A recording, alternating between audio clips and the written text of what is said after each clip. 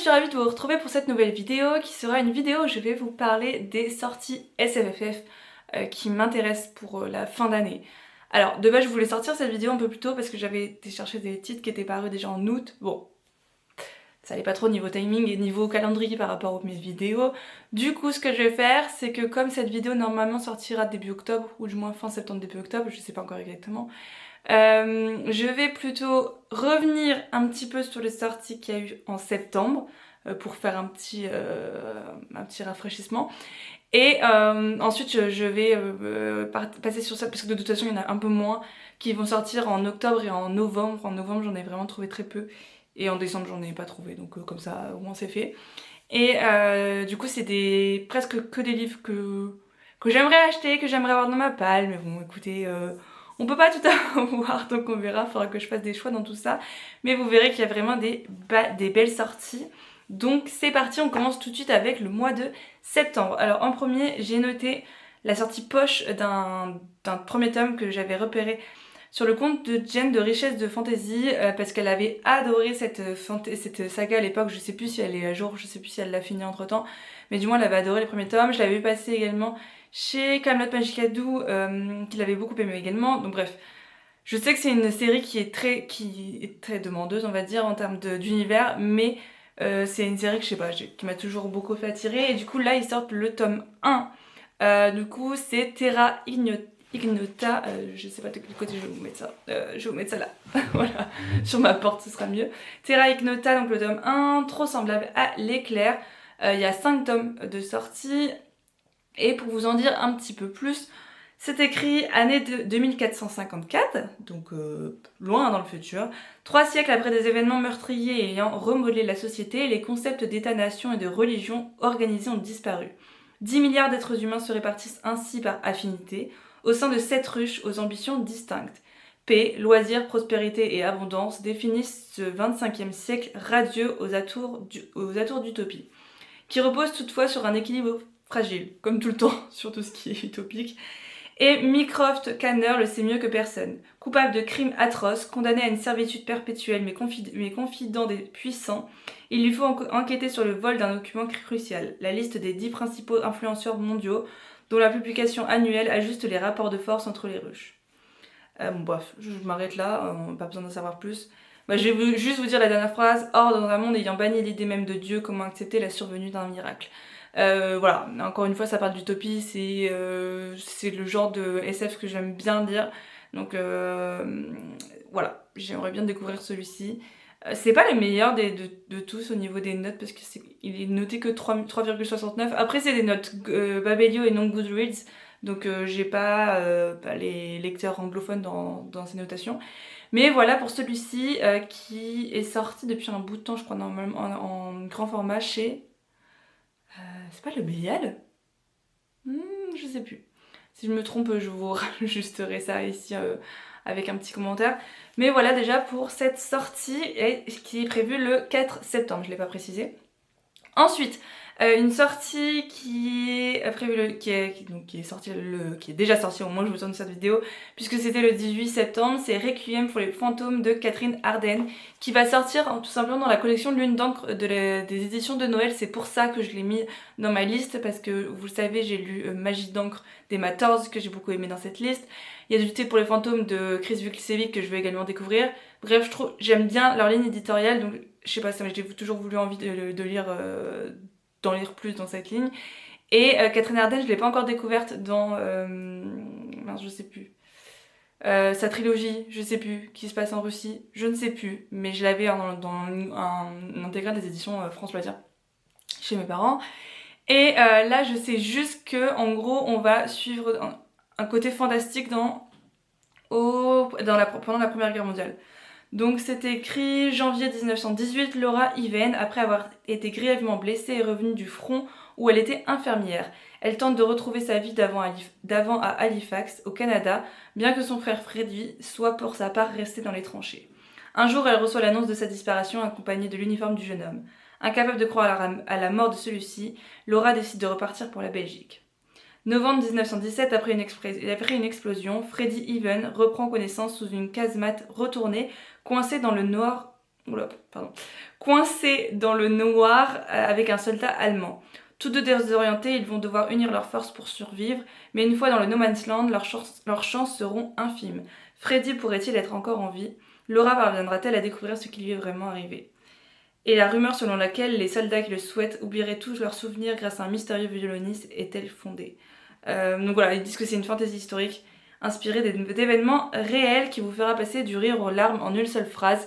Et c'est aussi pour ça que je l'ai mis parce que, j'arrête pas de le dire ces temps-ci, mais j'aime de plus en plus découvrir de fantaisie historique, donc je pense que ça pourrait vraiment le faire pour celui-ci.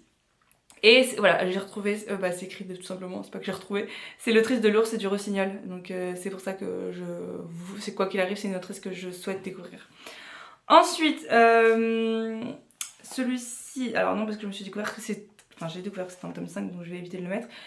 Une autre sortie poche qui est sortie le 25 septembre, donc c'est Le Temps des sorcières d'Alix I. Harrow. C'est une autrice que je n'ai toujours pas découvert. J'ai les 10 000 portes de January, un truc comme ça, dans ma palle en poche également. Du coup ça tombe bien, ils iraient bien ensemble. Que j'avais acheté à sa sortie l'année dernière avant de venir au Canada.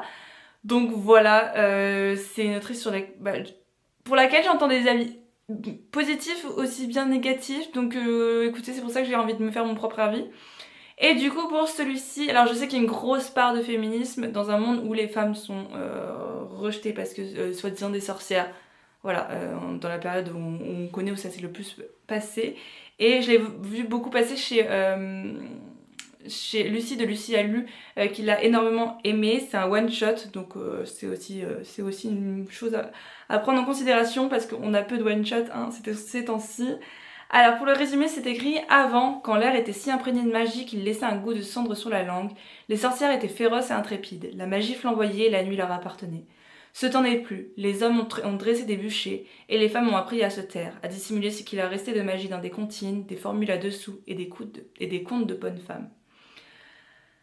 Je vais juste vous dire la dernière phrase parce que c'est un peu long. Le temps des sorcières pourrait alors bien revenir pour notre plus grand bénéfice à tous, hommes et femmes. Donc voilà, j'ai hâte de voir ce que ça pourrait donner et j'ai hâte surtout de découvrir cette plume parce que autant les 10 000 portes, j'ai vu des avis pas mal négatifs, autant celui-ci j'ai vu beaucoup d'avis positifs et c'est vraiment celui qui me donne le plus envie de tout ce qu'elle a sorti pour le moment. Donc on verra bien.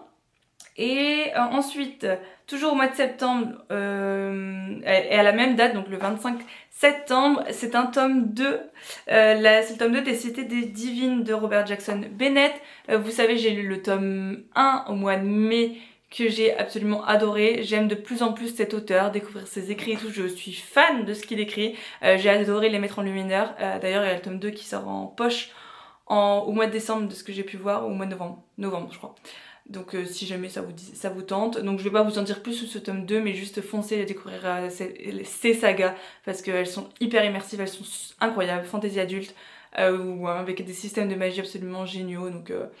Donc voilà pour ça. Et enfin au mois de septembre, j'ai écrit Roi sorcier de Martha Wells, que vous avez vu passer pas mal de fois je pense ces derniers temps. Illumicrate l'avait sorti, ils avaient fait une belle édition également. Bon bah je suis pas abonnée à Illumicrate, donc je l'avais pas eu, mais j'avais vu de vachement bons retours des auteurs de fantasy adultes qui étaient habitués à ça. Et Martha Wells, c'est une autrice que j'ai toujours voulu découvrir avec son autre saga avec les robots, je sais plus, mais je me laisserai tenter également. Vous savez, avec les nouvelles, et il y a un ou deux romans dans la série, je sais plus exactement. Bref, c'est une autrice que je veux découvrir depuis longtemps. Du coup, je me dis pourquoi pas commencer avec celui-ci. Donc c'est le résumé court, donc ça va. C'est écrit: le prince démon Caïstéron et son amie Ziédé, une sorcière, se réveillent inhumés dans un tombeau abandonné en plein milieu de l'océan, sans aucun souvenir d'y être venus. Aidés d'un enfant oublié sur place par des pirates, ils parviennent à en sortir avant de découvrir qu'ils sont au cœur d'un complot. Ils partent en quête de Taren Stargar, l'épouse de Ziédé, qui a mystérieusement disparu. Donc voilà pour celui-ci. Et c'est aux éditions La Talente, je l'ai pas précisé. Il y en a plein, je l'ai pas précisé depuis le début, mais bon, voilà. Les Cités Divines, par exemple, c'était aux éditions Albin Michel Imaginaire. Ensuite, on peut passer au mois d'octobre. Il y en a 1, 2, 3, 4, 5. Franchement, non, même 4. J'en enlève un qui me fait un peu moins envie. J'ai été raisonnable, on va dire. Et encore une fois, c'est vraiment les sorties que moi j'ai repérées et qui me tentent moi, hein, parce qu'il y a vraiment beaucoup de sorties chaque année. Donc je vous mets juste en ce qui concerne la SFFF les titres qui me tentent le plus.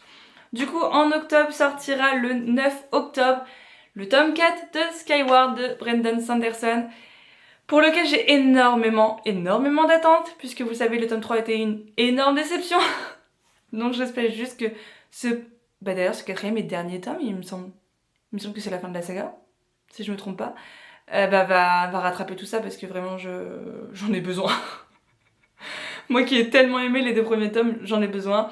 Et en septembre, en octobre, je sais plus, enfin bref, dans les semaines à venir, on s'est dit avec Lauralie qu'on allait lire la 3e nouvelle dans le tome avec les 3 nouvelles, donc le 3.5, puisque c'est une nouvelle à lire après. Enfin, les deux premières nouvelles se lisent avant le tome 3 et la dernière nouvelle se lit après le tome 3, donc avant ce tome 4, qui est sur un personnage qu'on aime beaucoup toutes les deux, donc on a très hâte de voir ça. Mais oui, encore une fois, j'ai beaucoup d'attentes et j'espère qu'elles seront comblées. Ensuite, à la date du... Ah bah, c'est même avant. Oui, j'ai pas du tout mis dans l'ordre. Et je l'ai pas précisé, mais ce sera au livre de poche, imaginaire. À la date du 4 octobre sortira une valse pour les grotesques de Guillaume Chamanadjian aux éditions aux Forges de Vulcain. C'est un auteur que je veux découvrir de plus en plus. De toute façon, je veux avancer dans la cité de sang, je sais plus. Dans Capitale du Sud, du coup, qui est sa trilogie, mais je dois lire avant le tome 1 de Capitale du Nord pour revenir. Bref, je l'ai mis dans mon Cocorico Challenge, donc quoi qu'il arrive, j'espère avancer dans tout ça. Et du coup, Guillaume Chamanadjian va sortir un one-shot, il me semble, aux Forges de Vulcain en octobre.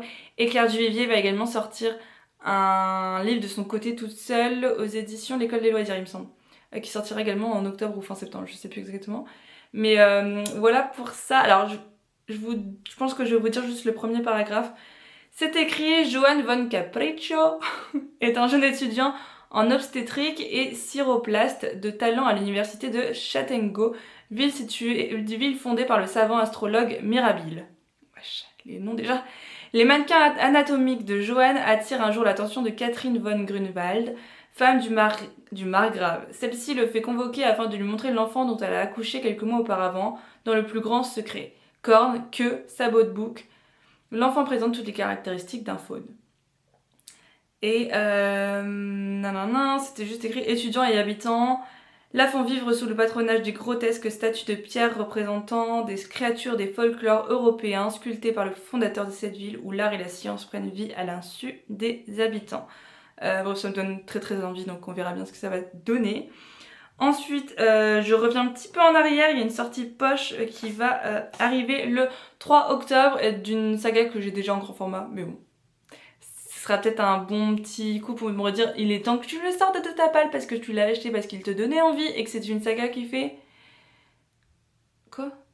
Je vois sur ma vidéo 29 tomes. Non, c'est pas possible. C'est parce qu'il y a des 0.5 à chaque fois. Donc je pense qu'on doit être à 14, donc ce qui est déjà pas mal.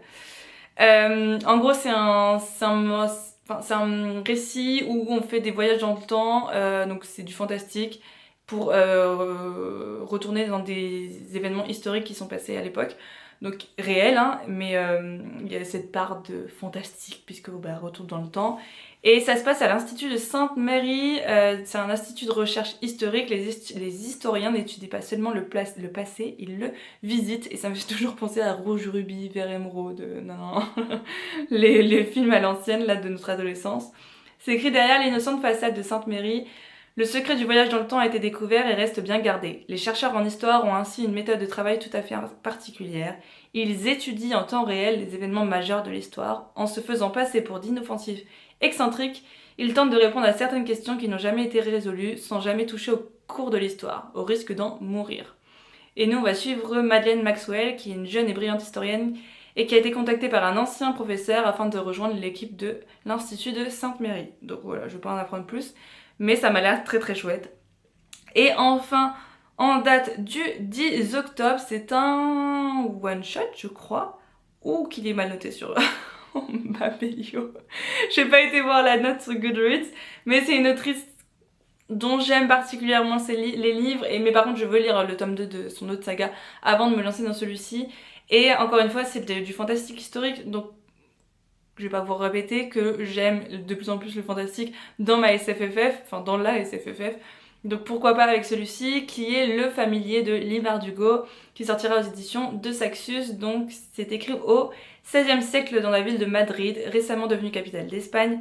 Lucia Cotado utilise sa magie pour arriver à bout de ses corvées ingrates de fille de cuisine.